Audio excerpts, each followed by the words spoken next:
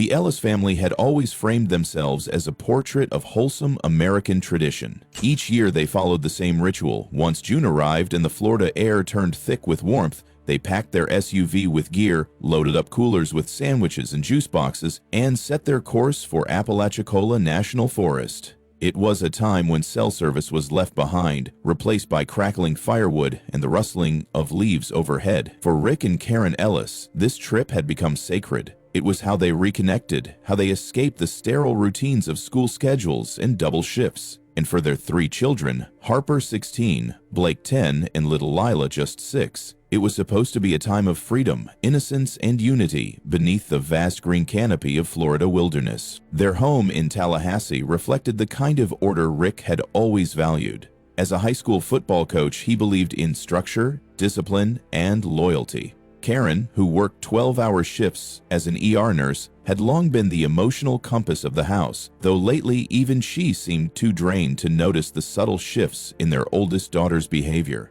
Harper was once bright-eyed and quick to laugh, her cheeks pink with sunlight after soccer games, her head buried in books late into the night. But now, she often shut herself in her room, her curtains drawn, her headphones always on. Her notebooks, once filled with doodles of flowers and quotes from her favorite fantasy novels, had become darker. Sketches of faceless people, crumbling houses, and twisting trees filled their pages. In the margins, her writing had become sharp, repetitive, obsessive. Whole phrases were inked over and over, like chants.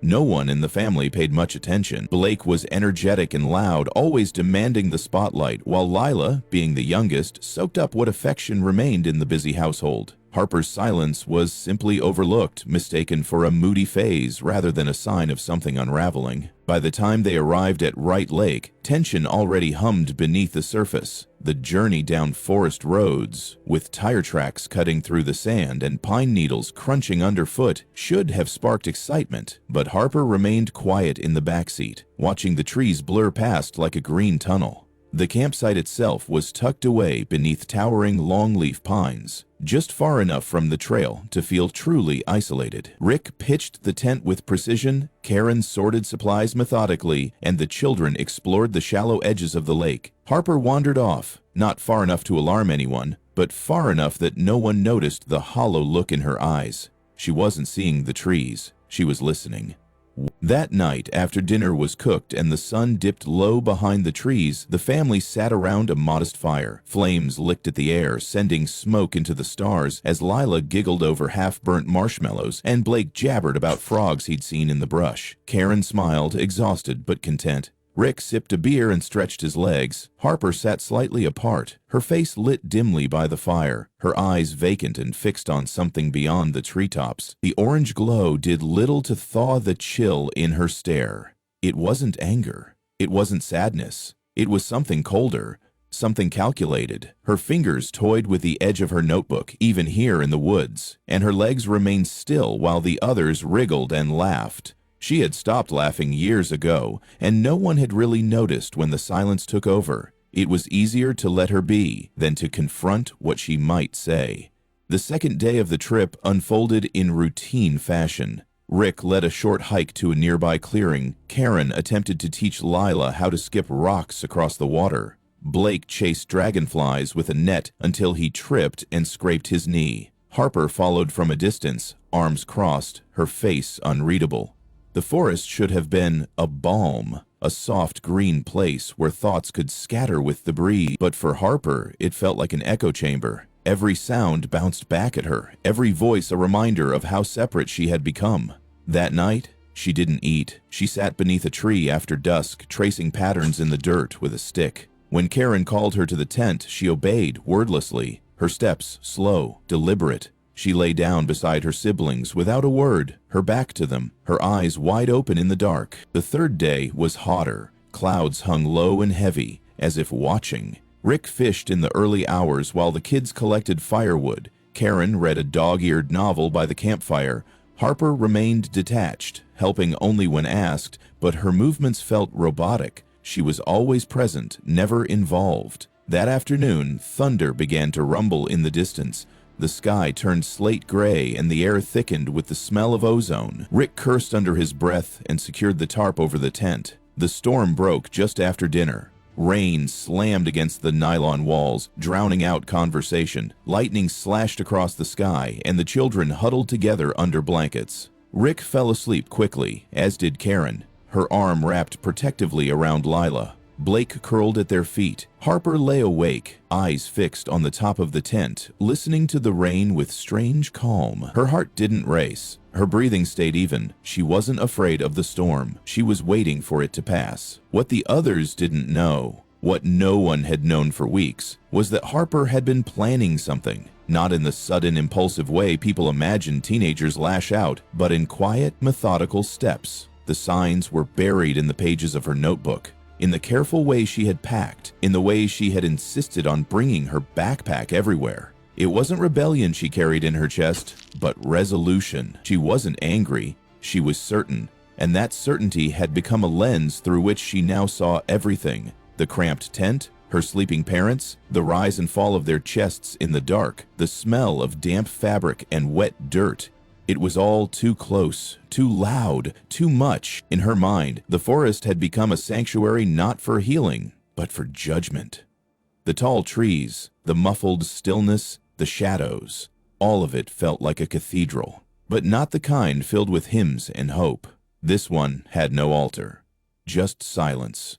Harper had chosen this place for a reason. No neighbors, no sirens, no escape, and no one watching but the trees. As dawn crept over the water, the sun pushing pink light through the leaves, Harper stepped out of the tent. The forest, soaked from last night's rain, dripped quietly around her. She stood still, breathing it in, not with awe, but with readiness. She knew the path forward. She knew what had to happen. And in that moment, under the rising Florida sun, Harper Ellis was no longer a teenage girl in a camping chair. He was a ticking engine, a force that had been building, unnoticed, until the moment it was too late. She walked slowly down the trail toward the truck, each step deliberate, every breath steady.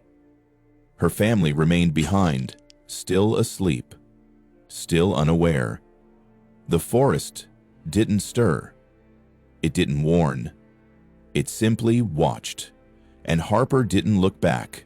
Not once. Harper had never truly felt at home in her own skin. From as early as she could remember, there was a strange intensity to the way the world touched her. Sound seemed louder, emotions heavier, the air thicker in moments of conflict. Where other children moved through life with a carefree rhythm, Harper absorbed every glance, every shift in tone, every hesitation in her parents' voices. She watched for signs, tried to decode them like survival cues in a world where nothing felt safe. It wasn't that she was unloved, at least not in any obvious way. But love in the Ellis household came with conditions. Rick's version of affection was rooted in obedience. Praise was earned through silence and performance. Mistakes were greeted with sharp reprimands, often delivered with the force of a man who had spent decades commanding teenage boys from the sidelines of a football field.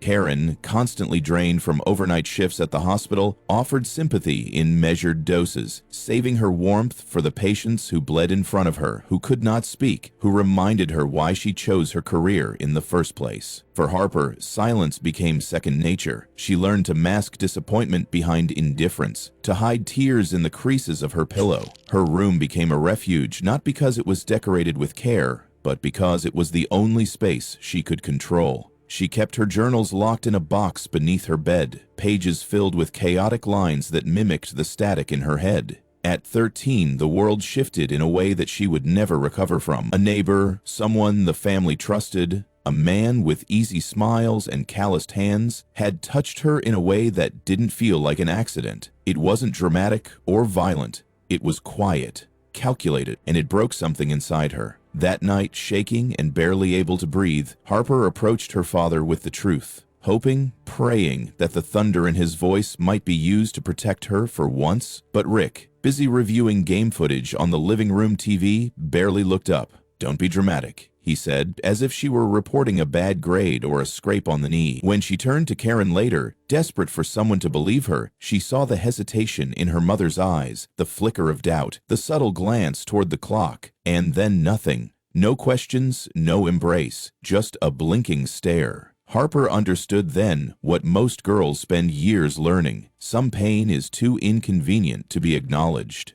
From that moment on, she built walls no one could see. She smiled when expected, did her chores, answered questions with rehearsed politeness. But inside, something hardened. She read obsessively, books about psychology, philosophy, anything that tried to explain why some people inflicted pain and others simply looked away. In her notebooks, her writing took on a new tone. She spoke not to her parents or friends, but to the trees, the wind, the empty spaces between things. Her words became a liturgy of disillusionment. She began sketching figures with hollow eyes, limbs bound in barbed wire, mouths sewn shut. Sometimes she wrote about fire cleansing a forest, about storms washing away corruption. The metaphors stopped feeling like metaphors. They became blueprints. She came to believe that the world was built on rot. Not the kind that crumbles overnight, but the slow decay of trust, of safety, of love unreturned. And in her mind, her family, those who had seen her pain and turned their backs, were part of that rot.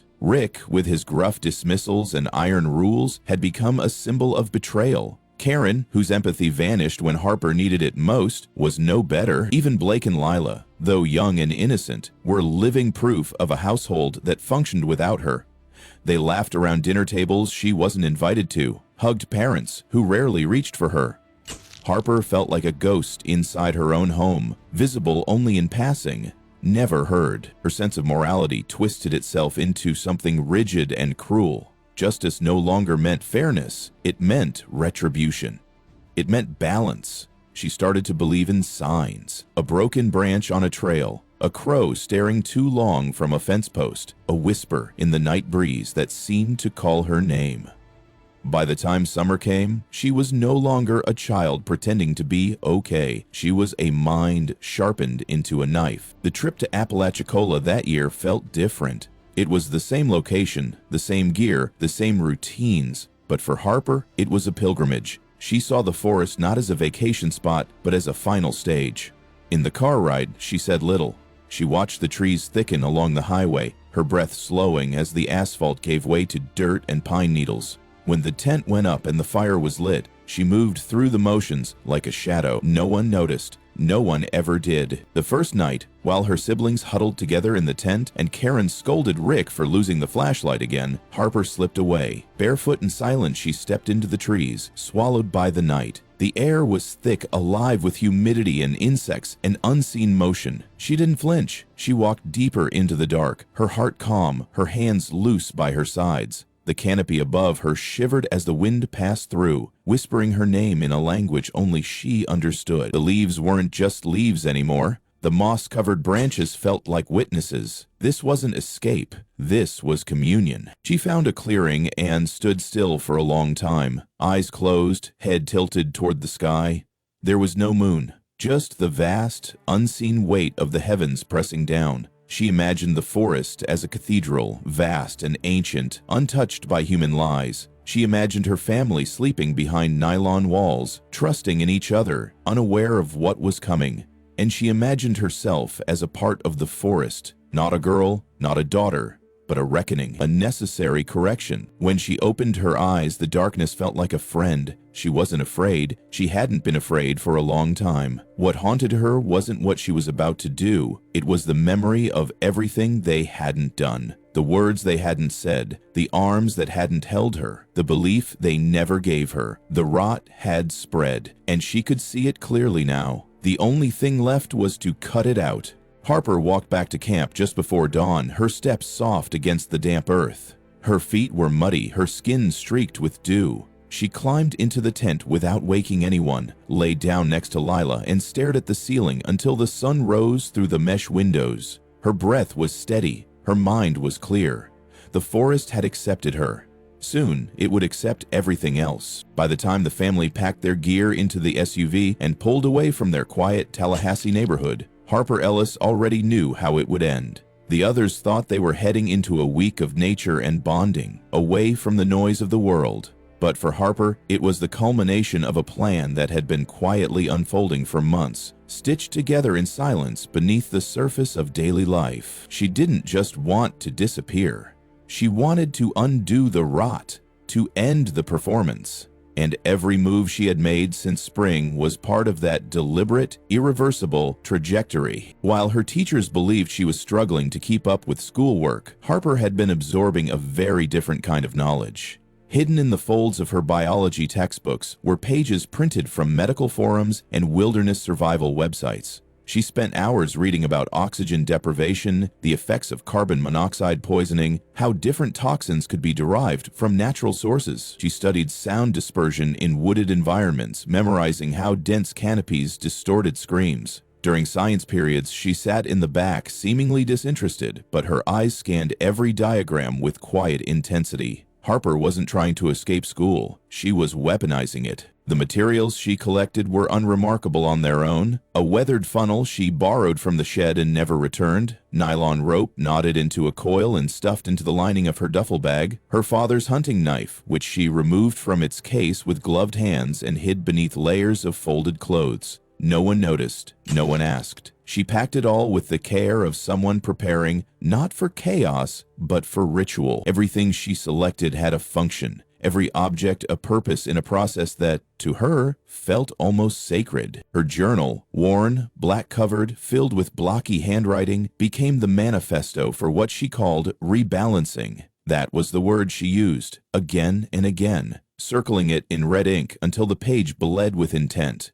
She wrote about balance, justice, stillness. She did not see herself as angry or broken. In her mind, she was realigning something that had long since drifted into wrongness. She never called it murder. That word felt cheap and hysterical. What she envisioned wasn't an act of rage. It was a necessary severing of ties that had already decayed beyond recognition. Blake and Lila presented a contradiction she could never fully reconcile. In her rationalizations, they were too young to be part of the guilt, but they were also entangled in the illusion of family. They occupied the same stage. In her mind, they were not to be punished. They were to be released, to be spared the slow erosion of love that she herself had endured. Harper wrote about them differently than she did her parents. In her entries, their names appeared with gentler strokes, as if some part of her still recognized their innocence. But even that wasn't enough to grant them a future, not if the narrative was to be complete. To leave them behind would mean leaving a tether to the world she was trying to erase. The plan wasn't improvised, it was precise.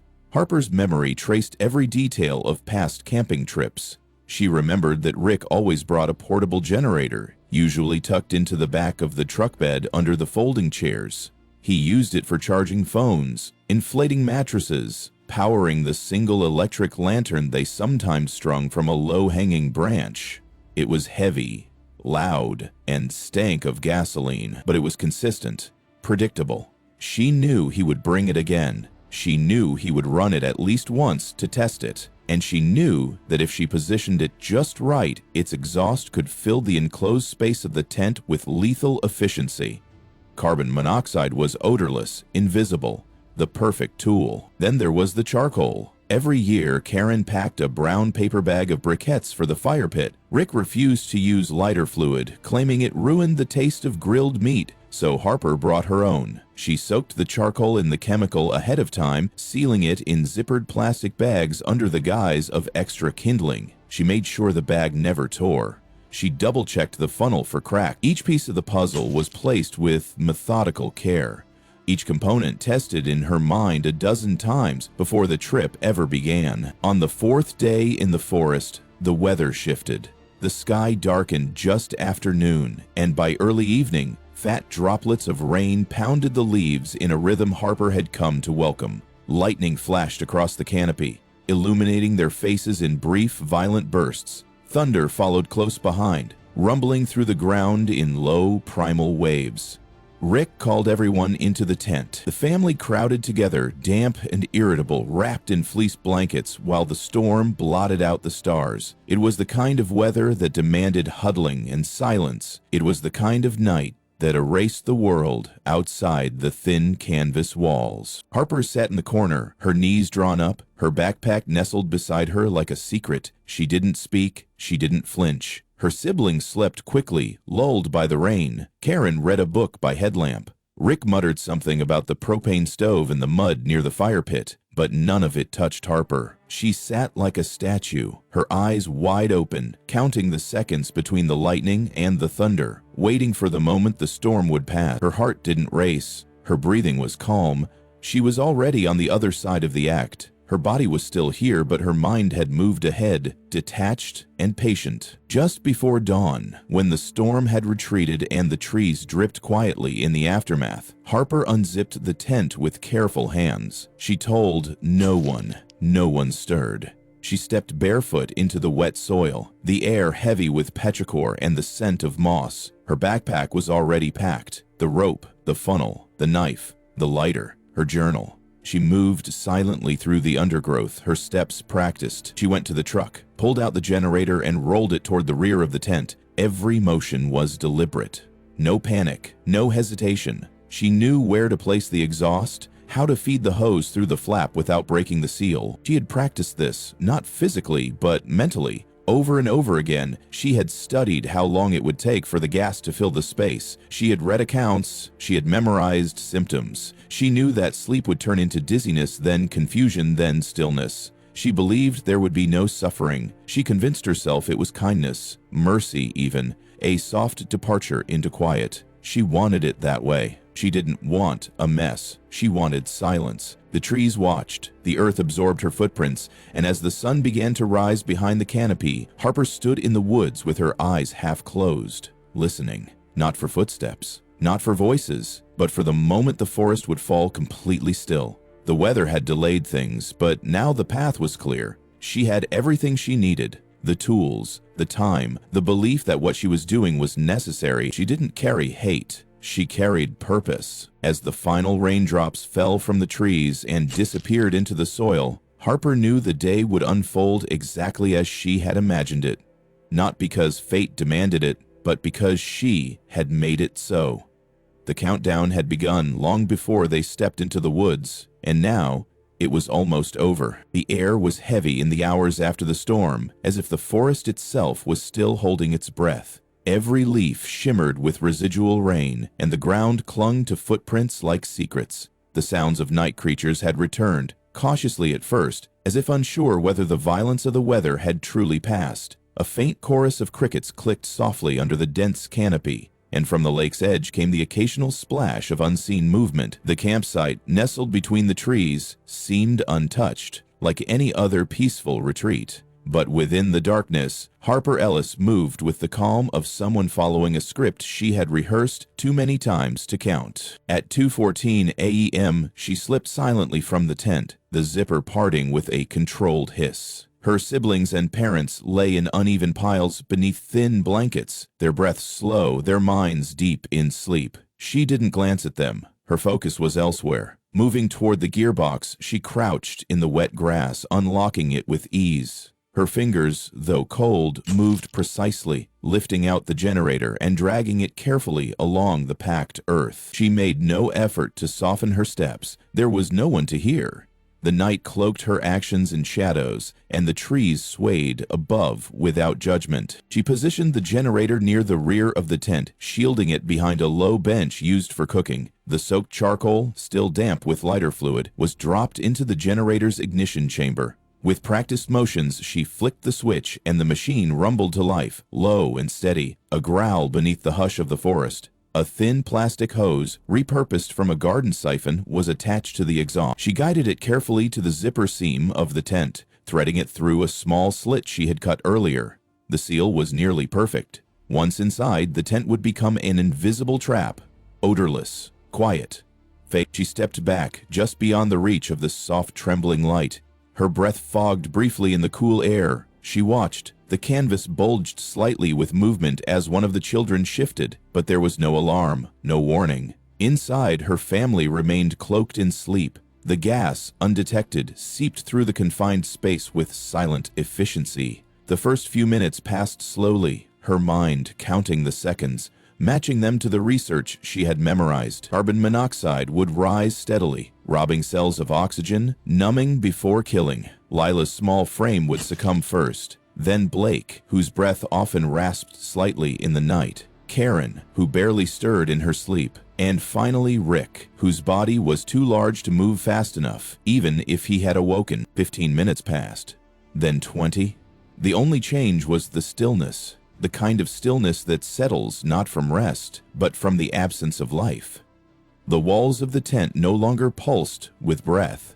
There were no whispers, no shifting of limbs, just silence, total and unbroken. Harper stepped closer, her eyes locked on the seams. The generator buzzed behind her. The forest stood witness. It was almost done, but then came the break. A movement, fast, violent from within the tent. The zipper jerked open and Rick stumbled into the clearing, hands clawing at his throat, eyes wide with confusion and terror.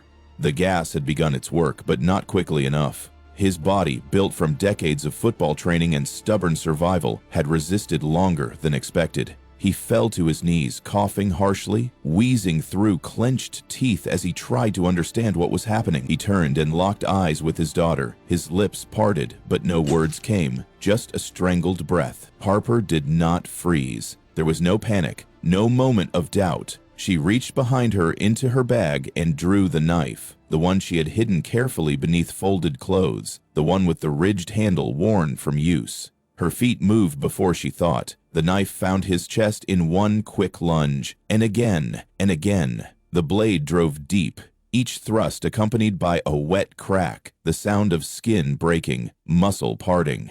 Blood hit her hands in warm jets. Rick's body bucked once beneath her, then crumpled sideways. His final cry, raw, broken, barely left his throat before it was swallowed by the trees. The forest, old and indifferent, returned to silence. She stayed over his body for a moment, panting softly, her fingers trembling. The blood dripped from the blade down her wrists into the grass. Her eyes scanned the shadows for movement, but nothing came. The generator continued to purr, low and steady. The tent remained still. Harper stood slowly, her knees damp from the ground. She wiped the blade on the hem of her shirt and walked toward the lake. At the water's edge, she knelt and submerged the knife, scrubbing it clean in long, repetitive strokes. The blood swirled briefly, then vanished. The hose, now useless, was coiled and tossed into the thick underbrush behind her. The generator, empty of fuel and function, was abandoned beside the tent. She stripped off her stained shirt and let it sink into the lake, watching the fabric darken and drift beneath the surface.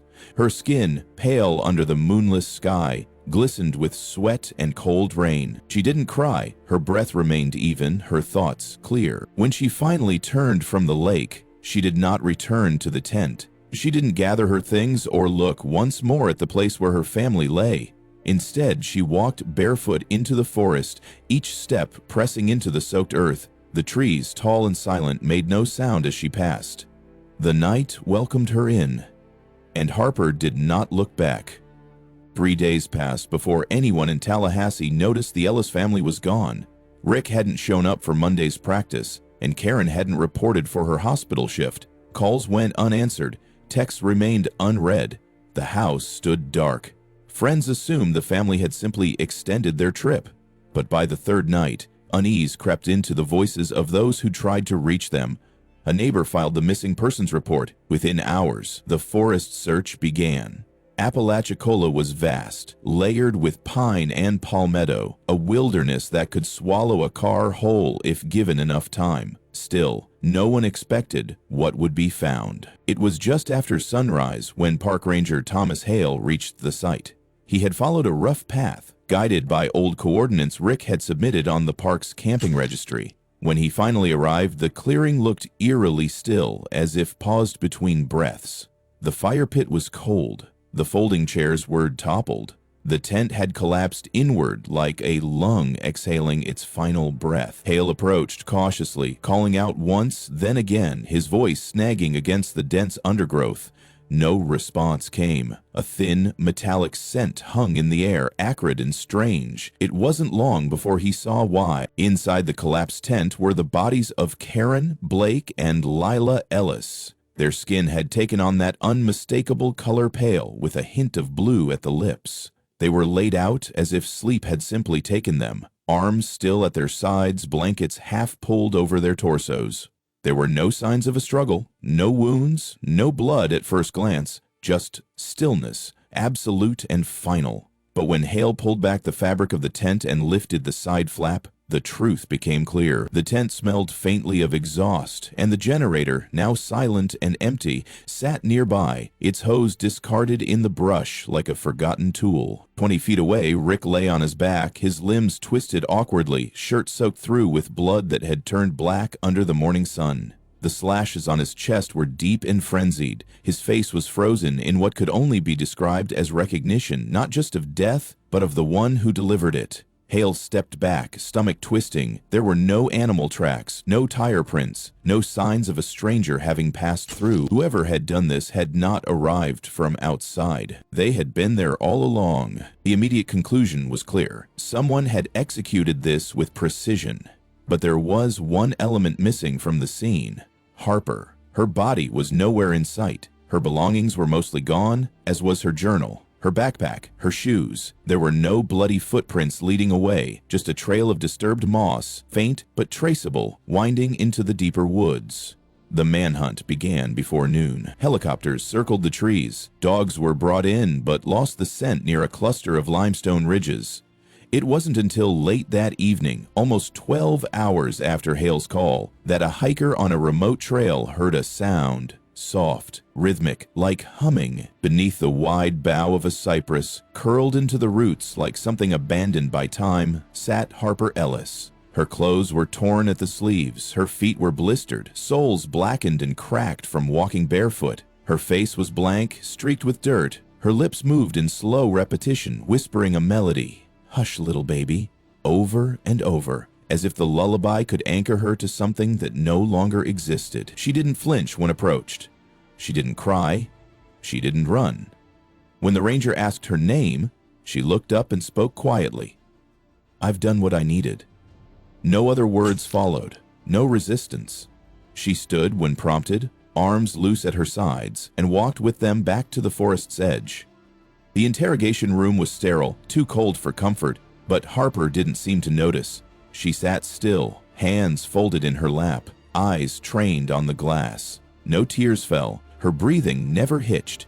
When detectives entered, she offered her answers without hesitation. There were no stories of strangers, no lies. She told them everything. The preparation, the plan, the generator, the knife. The moment Rick crawled from the tent and looked at her with something like understanding before she drove the blade through his chest, she recalled the details with a clarity that unsettled even the most seasoned officers, not because she was eager, but because she was unshaken. She never referred to her family by name, not once. Instead, she described them as parts of the story, roles that had played themselves out, the mother who turned her face away, the father who shouted louder than he listened, the siblings who would never understand. She called it necessary. She said the forest had been her witness, that it had accepted what needed to be done.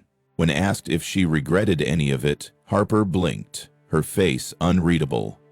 "Regret," she said after a pause, "is a luxury for people who've been heard."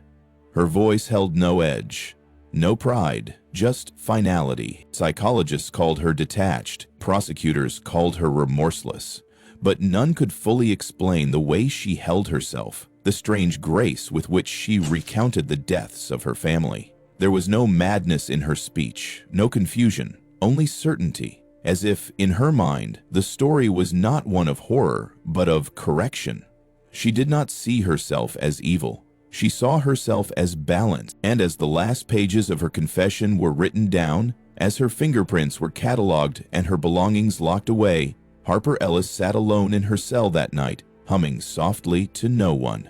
The same lullaby, the same rhythm, a soundless cradle in a world that had finally gone quiet. The trial of Harper Ellis drew the nation into its gravitational pull like a black star. As news broke of the massacre at Wright Lake, public fascination morphed into obsession. It wasn't just the brutality of the act, it was the seeming composure of the girl behind it. 16 years old, slim, pale, with hollow eyes that didn't flinch on camera. She wasn't handcuffed in the photos. She wasn't crying. She simply stared ahead, as if the courtroom were just another place she had already seen in a dream. The press wasted no time in creating personas for her. The Florida Forest Daughter, one headline read, "The Teen Angel of Death," another blared across a red banner on national TV.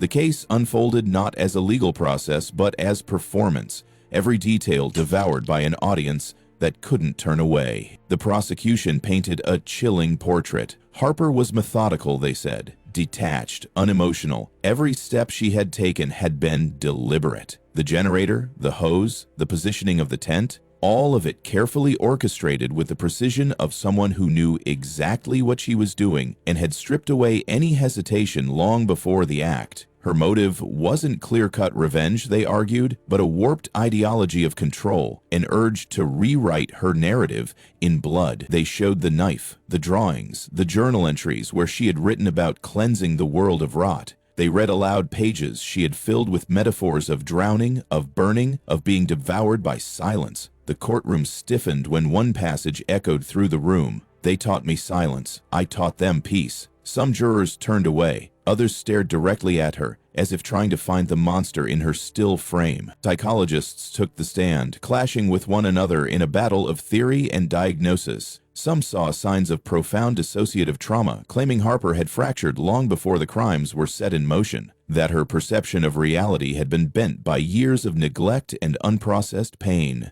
Others believed she was fully aware, sane, calculating, and immune to remorse. One expert called her emotionally flattened, capable of reason, but void of empathy. Another argued she was suffering from complex PTSD, so deeply embedded that her sense of right and wrong had become unrecognizable, even to herself. The court transcripts became cultural artifacts, dissected line by line on podcasts and in Reddit threads.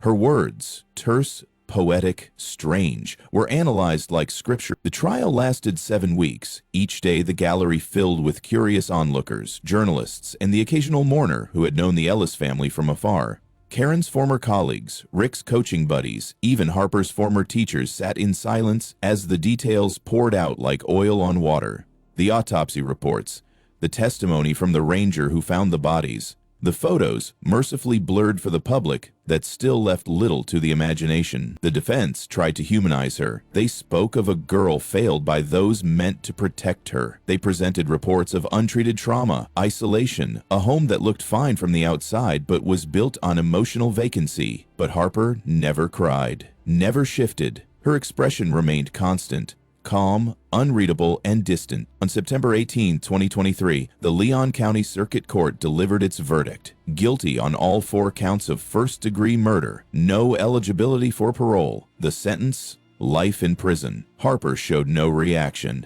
The bailiff's hand on her shoulder might as well have been a breeze. She walked out the way she had entered, silent, composed, and untouchable. For the court, it was the end of the story, but for the public, it was only the beginning. In the months that followed, the case sprawled across every media platform. Documentaries chronicled her upbringing with ominous string soundtracks and slow drone shots of the forest. Journalists retraced her steps, interviewing classmates, neighbors, even the man who sold her the funnel at a hardware store. The internet became a hive of theories. Some believed she was the victim of horrific abuse that had never been fully unearthed. Others branded her a sociopath, a manipulator who had constructed an image of suffering to mask her cruelty. Discussion forums bloomed with conflicting ideas. Was Harper Ellis a monster, or had she been sculpted into one by the very people who were meant to love her?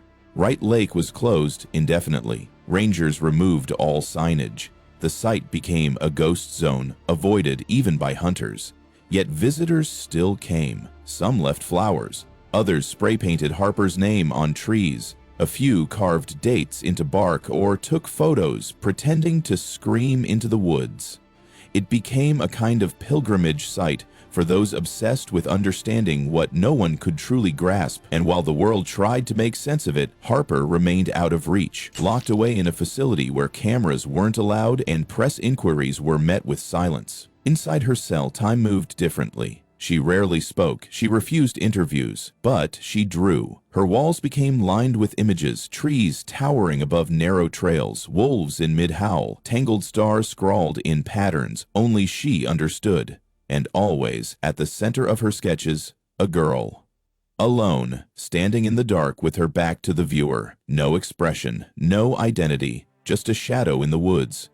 Years passed. New crimes emerged to fill the headlines, yet Harper's story lingered. Teachers cited her in discussions about adolescent mental health. Criminologists debated whether she had rewritten the profile of the teenage killer. Survivors of abuse quoted her in articles. "They taught me silence. I taught them peace." The phrase became a symbol. Distorted, misunderstood, reprinted on t-shirts and message boards as if it carried wisdom rather than horror. In the end, the Ellis family massacre came to represent more than just death. It came to symbolize something deeper, something that had no clear beginning or end. It was about the quiet unraveling that happens when a person becomes invisible inside their own life, about what grows in the absence of being heard, about the stillness that replaces a scream when no one listens. Girl entered the woods with a storm inside her. The world only noticed once everything around her was already ash.